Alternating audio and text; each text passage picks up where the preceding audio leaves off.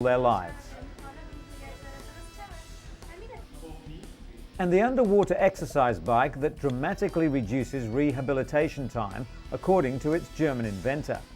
The secret lies in exercising in a weightless environment while the water reduces swelling at the same time.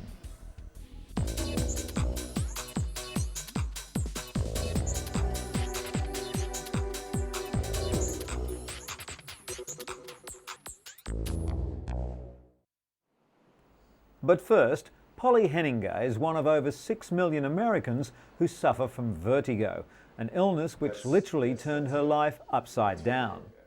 At Johns Hopkins Medical Center in Baltimore, doctors diagnosed Henninger with Meniere's disease, a disorder caused by a buildup of fluid in the inner ear. Often during an attack, a patient's eyes will beat back and forth. These glasses help doctors detect that beating, known clinically as nystagmus.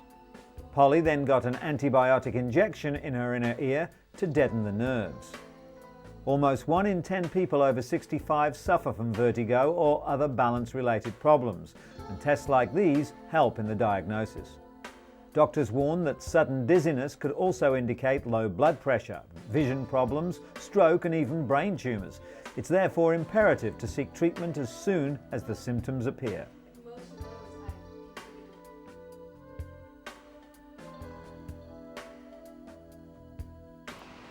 54-year-old Jean Carfora went deaf over a year ago.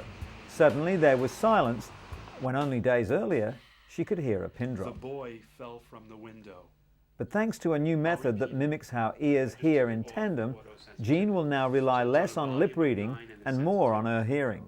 The boy fell from a window. Close. The boy fell from the window. Surgically placed in the inner ear, a beeper-like device sends impulses to stimulate the auditory nerve so Jean can decipher sound. These cochlear implants aren't new, but tuning them to each other is.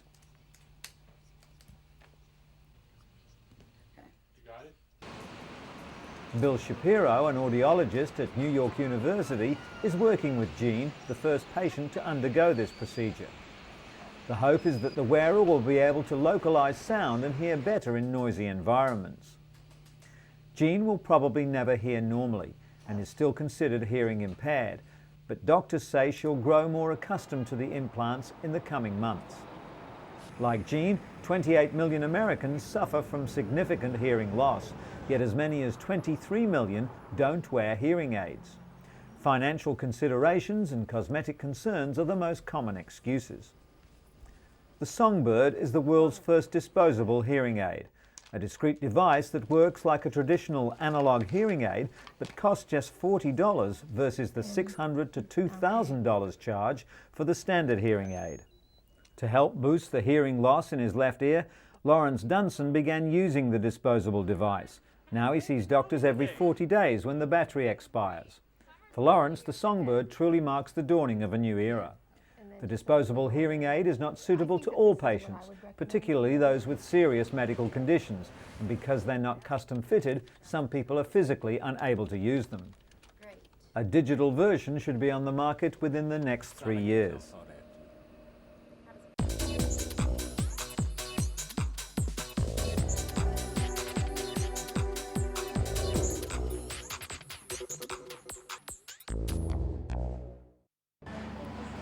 Ostrich is making its culinary debut in Chile, and the lean cuisine is becoming quite the rave at upscale eateries.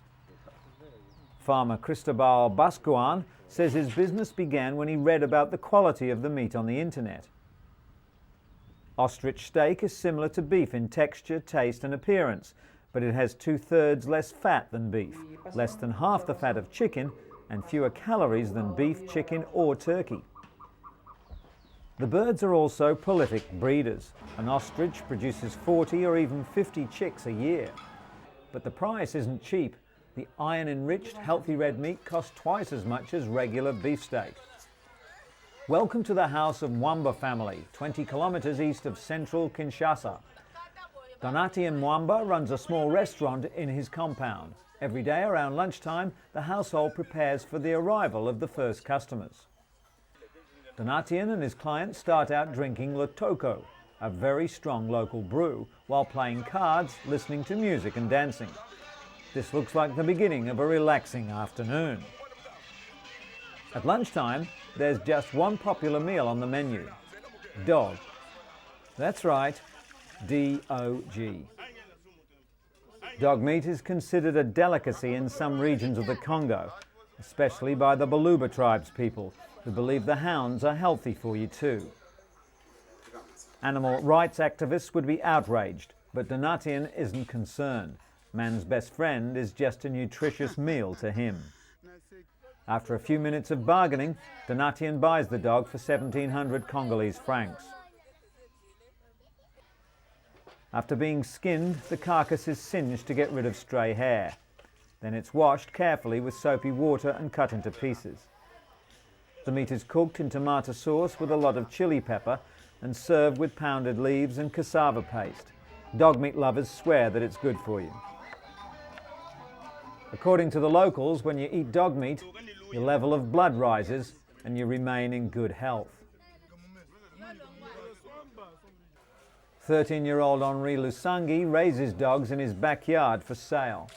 He sells puppies for the equivalent of $1.50 each. Henri has no shortage of customers. Today, even people who come from ethnic groups who don't usually eat it are adopting dog meat for economic reasons. The meat is thought to be especially nutritious and good to eat in the winter months because it heats up the body. Locals also believe it makes men strong and virile. In some countries, dogs are even beaten before being killed in order to increase the levels of adrenaline, which it's claimed will make a man more virile still. With hardly a health regulation to speak of, the Congo can be a very risky place for a meal, but people like Donatien and his loyal customers, who swear by the health-giving properties of the food, aren't about to give it a second thought.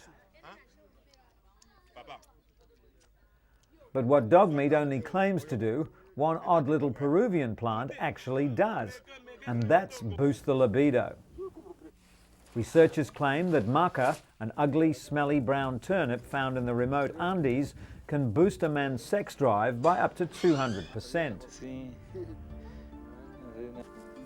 Science may have finally dispelled the myth of the Latin lover. Maca is also said to reduce anxiety and even increase sperm count. Peru's maca export is currently bringing in between $2 and $3 million, and the latest research, which has not undergone independent review, could bolster sales even higher.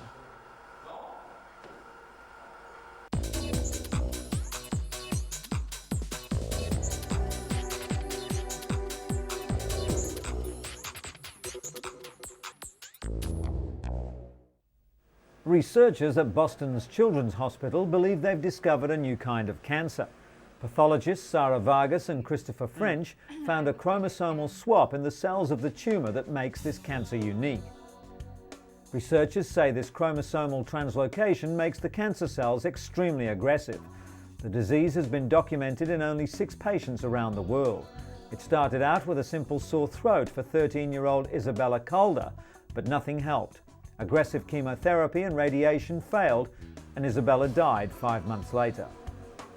Researchers are well on the way to locating the genes on the chromosomes where the abnormality occurs.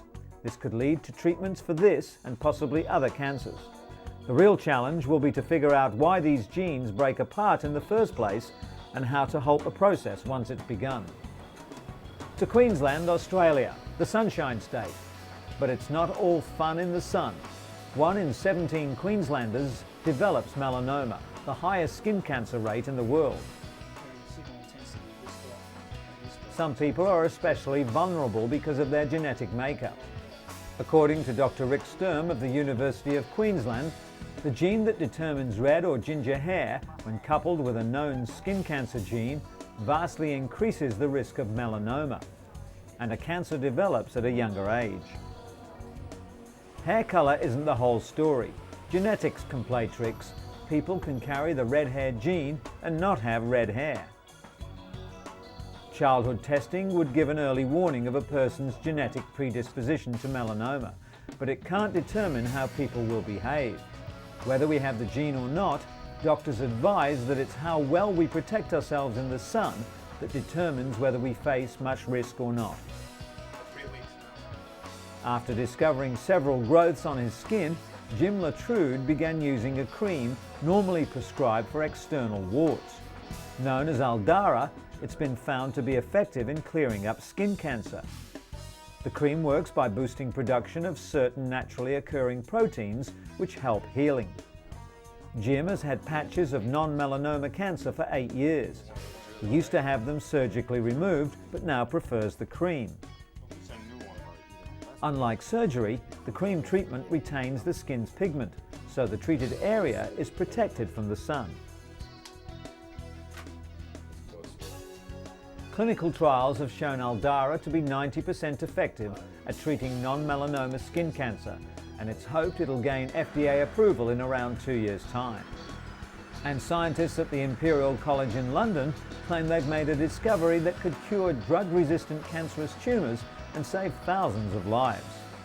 Most types of cancerous tumours respond to chemotherapy, but they can later develop resistance to drugs, which makes effective treatment difficult.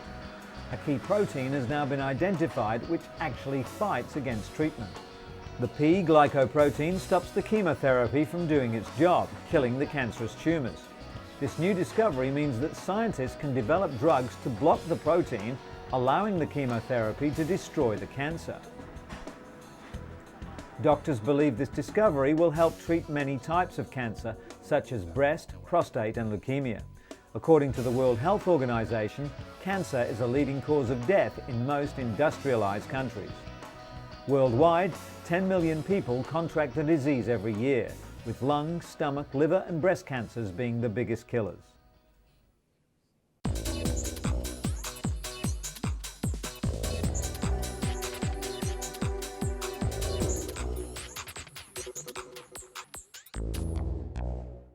Afghanistan has more landmines than any other country in the world. It's estimated that up to 8 million of the deadly weapons still lie in wait. The US campaign to rout out the Taliban inadvertently forced thousands of refugees to flee their villages, often straight into minefields. As a result, the number of injuries and deaths suddenly skyrocketed. A visit to an orthopedic centre in Kabul illustrates the human cost of 23 years of war in one of the world's poorest nations. In just the past 12 years in Afghanistan, Alberto Cairo has seen 5 governments survive 2 civil wars and helped countless people disabled by landmines and rockets to build their lives. Through the bloody warlord era after the Soviet withdrawal and the austere years of Taliban rule, the flamboyant Italian has worked as head of the International Committee of the Red Cross Orthopedic Project, earning the name Mother Teresa of Kabul. His centre treats around 300 invalids a day, 80% of them landmine victims, and offers treatment, training and counselling to help them reintegrate into society. Cairo and his staff encourage their patients to learn to walk again with prostheses and go on with their lives, not to think that their lives are over, as so many do. Before the bombing, around 90 people a month were killed or maimed by landmines. The number now stands at over 550. Half the victims die before reaching what few medical facilities still exist, so in reality, these patients are the lucky ones. Since it began in Kabul in 1988, the International Committee of the Red Cross Orthopedic Project has also opened centres in Herat, Mazar-e-Sharif, Jalalabad, Gulbahar and Faizabad. The Kabul centre operated during the decade-long Soviet occupation, when most of the minefields were first laid out, and continued its work through the Taliban era, not least because of some of its patients were Taliban, although men had to be strictly segregated from women.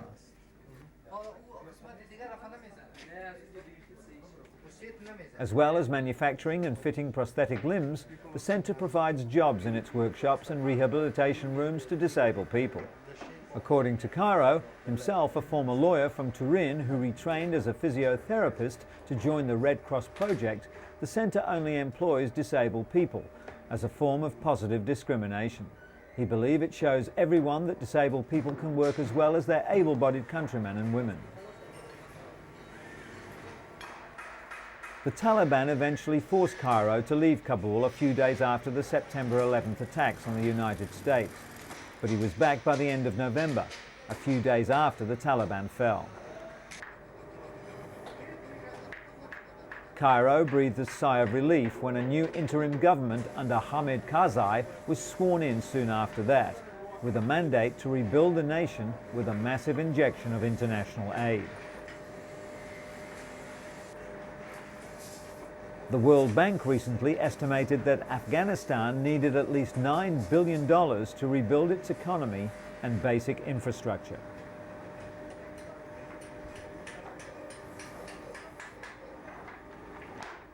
Following a year of terrorism, war and devastating natural disasters, the British Red Cross is aiming to raise more funds to be used immediately for disaster situations. Not all disasters receive international press, limiting the capacity for charities to raise money.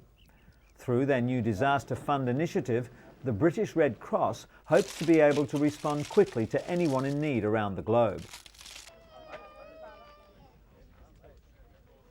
Recently, for example, an earthquake hit southern Peru and 60,000 people were left homeless. It didn't get much news coverage, but it did devastate an entire community. Within 48 hours, 50,000 blankets were sent from the British Red Cross to the Peruvian Red Cross to support those affected. With over 130 years of experience, the British Red Cross plays an important role on the world stage and continues to work under two fundamental principles: neutrality and humanity.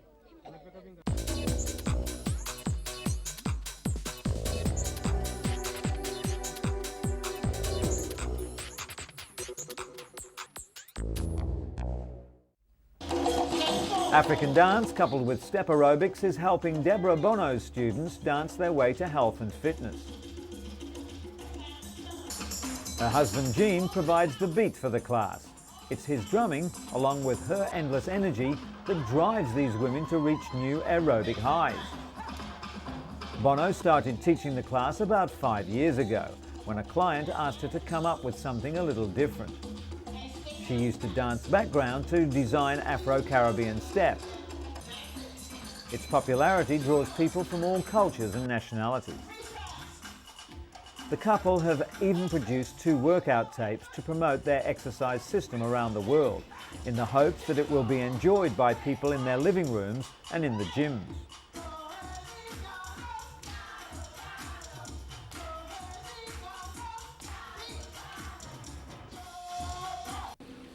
And speaking of gyms, a German doctor had borrowed some exercise equipment and modified it to treat injuries and other physical disorders. The underwater bicycle dramatically reduces rehabilitation time for patients with leg injuries. Martin Hartkop is one of Dr. Van Katten's patients. He recently underwent surgery for tearing his cruciate ligament while playing basketball. The ligaments hold the knees in place, providing stability and flexibility. Conventional rehabilitation takes about 14 weeks, and hydrotherapy is only introduced in the later stages. Patients are normally able to straighten their knees after 10 weeks, but studies show that people training on the underwater bicycle could flex their legs after just 6 weeks. The secret lies in exercising in a weightless environment. In other sports news, Impact Leisure International has developed a new ski slope surface, which will give skiers a softer, easier landing. The injury-free invention, known as Playgrass, is made of 2 layers of geotextile material and is gap-free, which means fingers and thumbs can't get trapped in a fall. The company has already had considerable interest from Mexico, the Far East, and several European countries, including Italy, Spain, and Portugal. Those who've already tried the new slopes claim the surface offers more turning ability and is even more slippery than normal skiing, but without the bruising.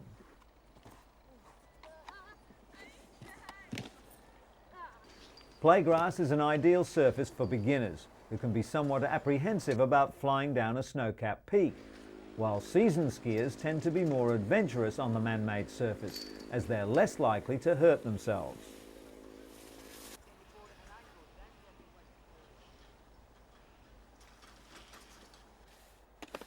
The company has had particular interest from America, where personal injury concerns have until now stopped the development of the dry ski slope industry.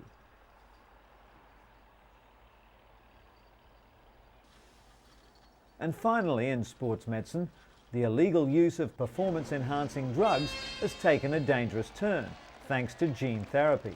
It seems that winning is in the genes after all.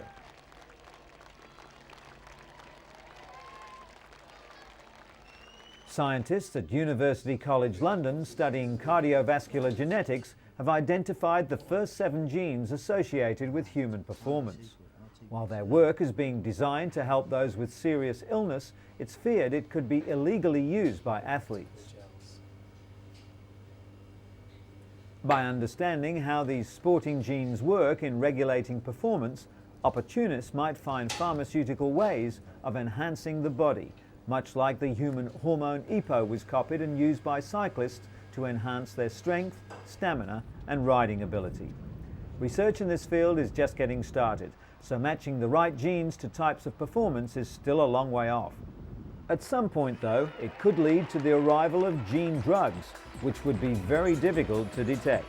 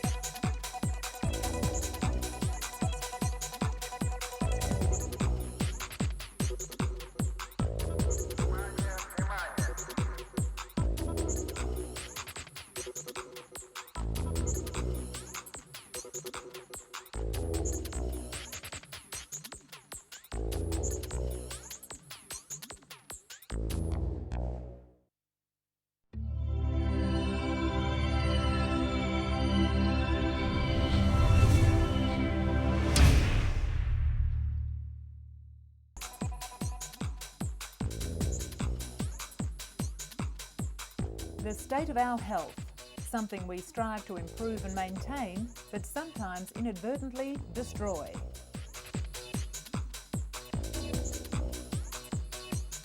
Universally, it's vitally important. The Germans have a universal word for it. Gesundheit. In today's edition, the future has arrived at a hospital in Mexico City, where surgeons have teamed up with Zeus, a surgical robot, to remove abdominal tumours with minimal invasion and exceptional precision. Russian President Vladimir Putin has called on his countrymen and women to take up sport and cast off the nation's image as unhealthy drunkards who are dying well before their time. 35 years ago, in a quiet suburb of London, the modern hospice movement was born.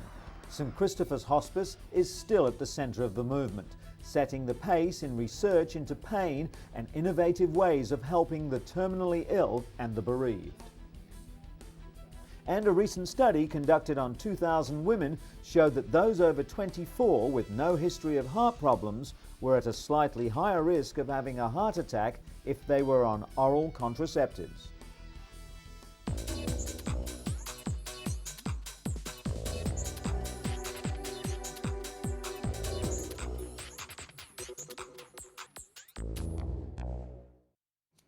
But first, imagine preparing a crack pipe as part of a new addiction therapy program.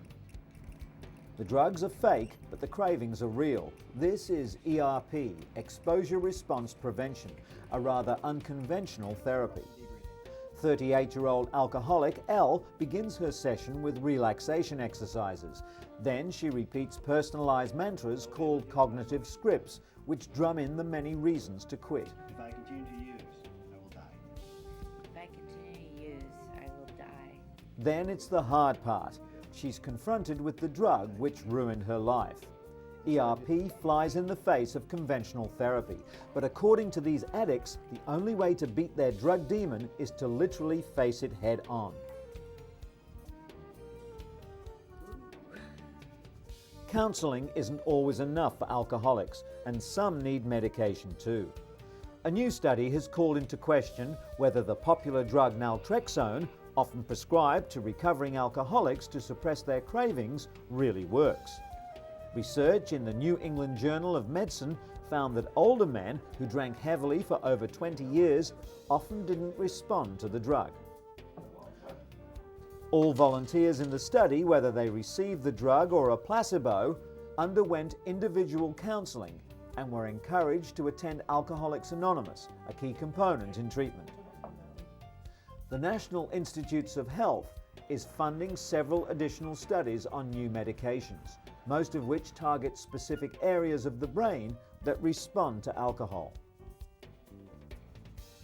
And speaking of drugs, a new study concluded that a popular vitamin supplement can actually be bad for you. The American Medical Association has indicated that too much vitamin A could double older women's chance of hip fractures. Most damaging was vitamin A found as retinol in vitamin supplements, fortified cereal, liver, and fish oils. Vitamin A in the beta-carotene form of leafy green vegetables had no link. Researchers found that postmenopausal women with the highest total intake of retinol had double the risk of hip fractures than women with the lowest intake. Doctors aren't sure why, but some think that too much retinol vitamin A either inhibits the body's calcium absorption or affects bone cell production. Doctors advise patients to continue taking multivitamins as they can prevent other diseases. Patients should also choose beta-carotene sources of vitamin A or limit their retinol sources to 500 micrograms a day. Speaking at a news conference in Berlin, German and American lawyers announced their plans to bring forward an amended class action against Bayer Pharmaceuticals in the United States. Bayer's cholesterol-reducing medication Lipobay has allegedly led to the deaths of at least 50 people worldwide and to health defects in at least 2,000 patients. The lawyer representing the German victims, Michael Vitti, told journalists that the lawsuit will be presented to a court in Minneapolis. Vitti stated it was important to provide both German and international victims of the Bayer medication with an equal chance of being compensated under American law. Just recently, Bayer had to take Lipobay off the market due to unsolved deaths allegedly caused by it. The US lawyer Kenneth Moll, working with Vitti on the case, stated that Lipobay had been developed and tested by the US Bayer branch of the Bayer Corporation, and accordingly, the case should be tried in the US. Currently, more than 50 deaths worldwide seem to be connected with Lipobay, despite Bayer's claims that a connection cannot be proven. The lawsuit will not only be directed against Bayer AG and Bayer Corporation, but also against Europe's biggest pharmaceutical company, GlaxoSmithKline. SmithKline Beecham has been accused of having participated in the sale and marketing of Lipobay in the US throughout the past decade.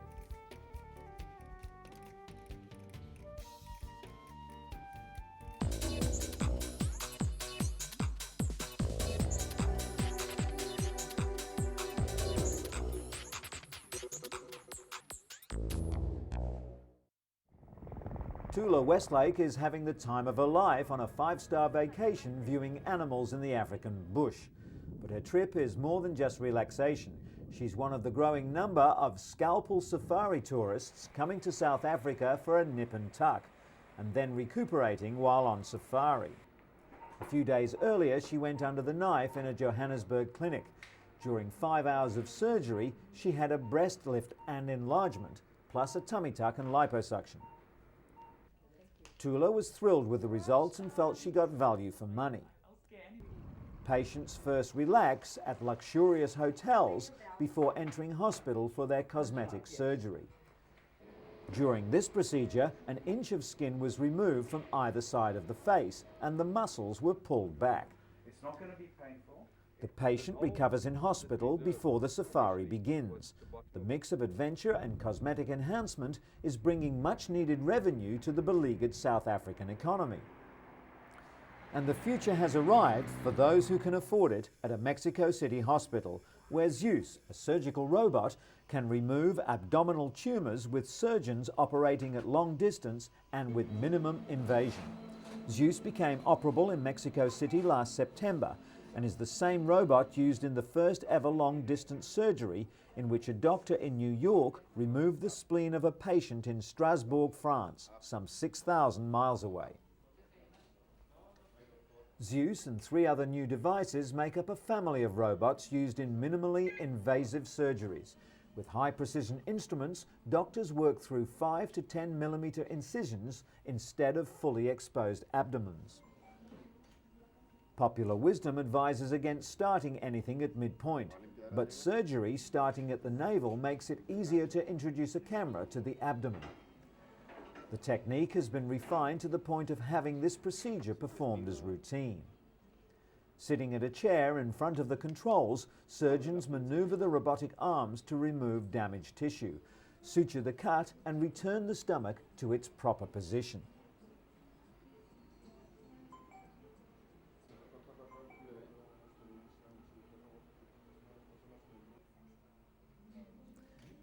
Stitches and sutures are cut with electricity to avoid any internal bleeding, and the whole procedure can be watched on several monitors.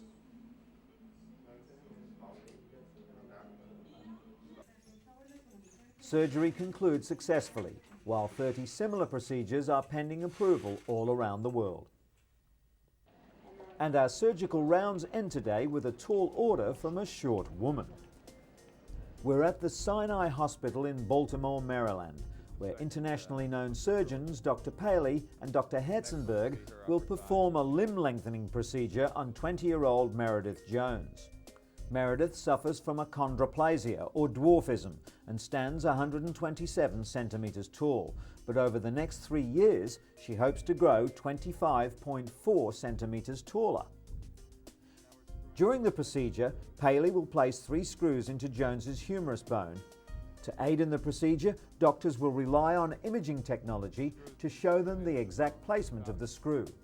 Together, the surgeons have performed more than 4,000 of these operations and can complete their work on a limb in less than an hour. Dr. Paley carefully breaks Meredith's bones and locks them into place with an external fixture. For the next 7 months, she'll rotate the screw 4 times daily to lengthen her bones. The device works by gradually pulling the broken bone apart, which will then be filled in by new bone.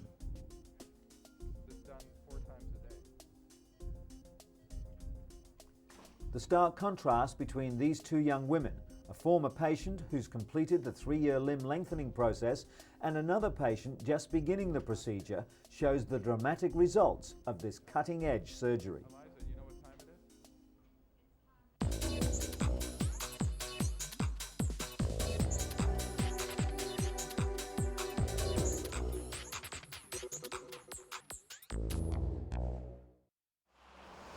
Russia's President Vladimir Putin is on a health drive. He wants his countrymen to get fit, stay off drink and live longer. The leader's recent statement was aimed at drinkers and smokers in Russia, where it's not unusual to see people of all ages smoking and drinking beer, sometimes in the morning on their way to work. Putin, the first Kremlin leader who is known to despise alcohol and cigarettes, told a meeting of the country's state council recently that the state of the nation's health was shameful. The Russian president, a black belt in judo and a keen skier, has called on political figures to take the lead in promoting a healthier lifestyle for all Russians. Some politicians have been quick to respond to the president's call. Russian Deputy Premier Valentina Matvienko and ultra-nationalist politician Vladimir Zhirinovsky recently took part in a cross-country skiing competition with their leader. The core of the problem is that sports in Russia have all but fallen off the political radar screen since the breakup of the Soviet Union. Latest statistics must make for unhappy reading back at the Kremlin. only 10% of Russia's 150 million people take part in sports. Average life expectancy is 59 for men and 72 for women, but Russian women don't live longer because they're fitter. It's just that alcohol kills the men first. It's a rich irony that today's Russia boasts world-class athletes, including many professionals scattered all over the world. But this elite band of sports professionals has no grassroots in Russian society itself. Over the past decade, the country's sports facilities have been neglected and are crumbling due to the lack of funding, a far cry from Mother Russia's former glory.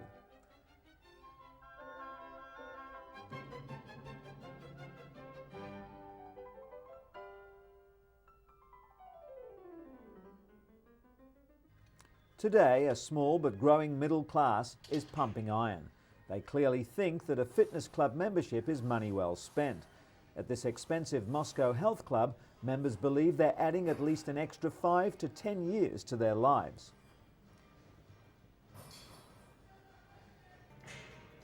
The problem is, health clubs with state-of-the-art facilities are priced well above the means of ordinary Russians, and affordable sports facilities are almost non-existent in small Russian cities. At one of Moscow's few junior gymnastic schools, 8 to 10-year-old girls twirl batons and do stretching exercise. It's a Soviet-era sports facility, but the best that the parents of these children can afford. Putin has called on Russian businesses to help fund cheaper and more widely accessible sporting facilities. The nation's health has now become a matter of public policy. Whether Putin will win the contest to stop the rot still remains to be seen. But with state funding all but dried up, many locals don't believe that businesses alone could do enough. As the Russians have discovered, where you live could have a profound impact on your health. The New England Medical Journal found that study participants who developed cardiovascular disease were more likely to live in disadvantaged neighborhoods. Whites living in such neighborhoods were found to have a 70 to 90% higher risk of coronary disease, while blacks had a 30 to 50% greater risk. Factors that contribute to illness include the lack of public spaces and recreational facilities, increased tobacco advertising, and the unavailability of healthy foods. Researchers also believe that exposure to noise, violence, and poverty can contribute as well.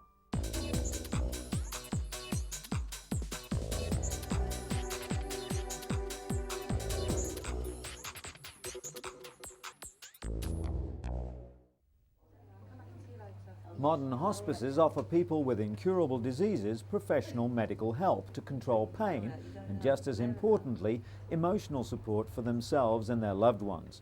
But it wasn't always like this. In the 1940s, patients and their families were often distressed by a hospital system which wasn't set up to care for the terminally ill. Working as a nurse back then, Dame Cicely Saunders found little help available for patients with terminal illness. She decided to devote her life to improving care for the dying. She even trained as a doctor, researching new ways to control pain.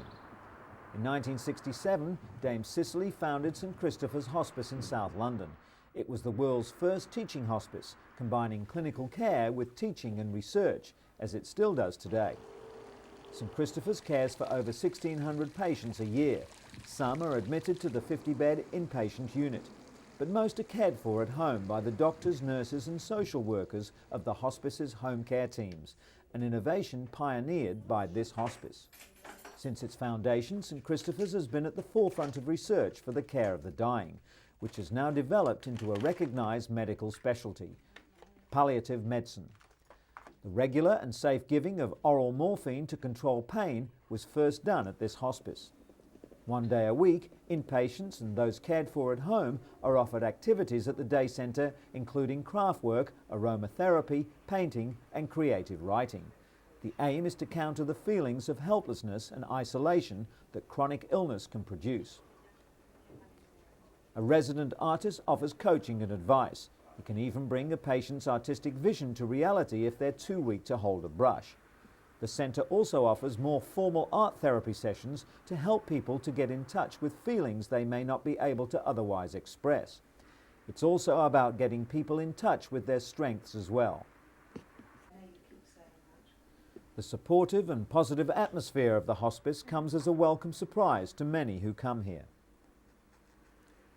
Over 50,000 health professionals have passed through the various palliative care training schemes run by the hospice, and despite the vast number of books, journals and reports available, they find that the patients are still the best teachers.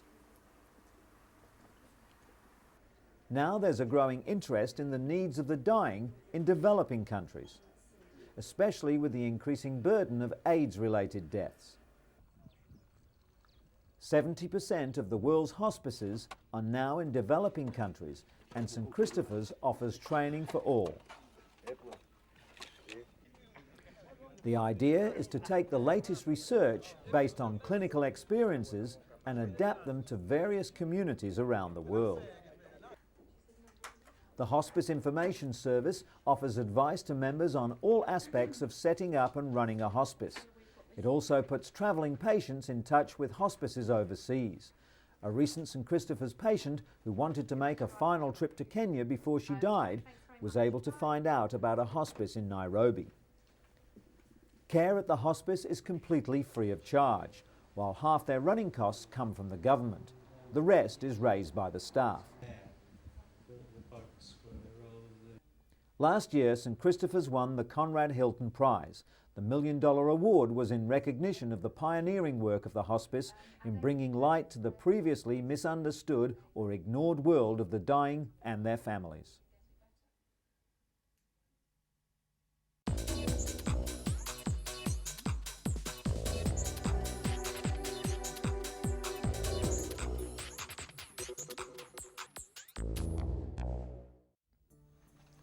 Each year, more than 220,000 people die of sudden death in the United States due to cardiac arrest.